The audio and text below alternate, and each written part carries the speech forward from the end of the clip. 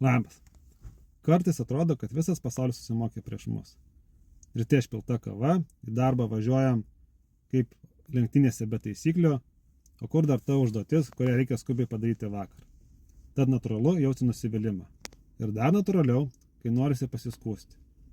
Tarsi atrodytų, kad tai padės išleiti susikaupusį nepasitenkinimą. Bet ar tikrai?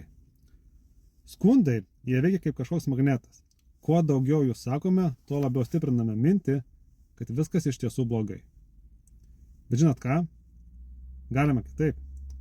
Yra priešingas būdas. Dėkingumas. Ir aš kalbu ne apie tuščią pozityvumą ar bandymą apsimesti, kad problemų nėra.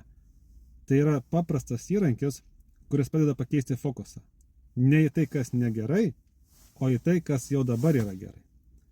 Ir kviečiu eksperimentui savaitgalį. Išbandykit paprastą dėkingumo praktiką. Ryte pastebėkit bent vieną dalyką, kuris pavyko. Gal puikiai išsimiegojot, o gal už lango šviečia saulė. Atėjus pietums, pagalvokit, už ką galit padėkoti šiandien.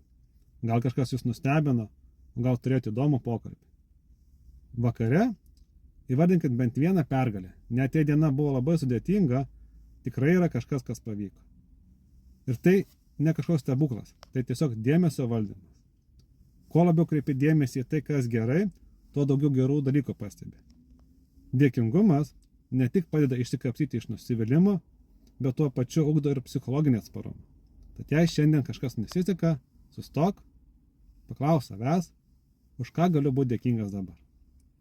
Tad labai maži pokyčiai kartais keičia ne tik nuotaiką, bet ir gyvenimą. Tad jeigu priimat šitą eksperimentą, parašykite, kaip jums sekėsi jį atlikti. Šiam kartui tiek, iki sekančio.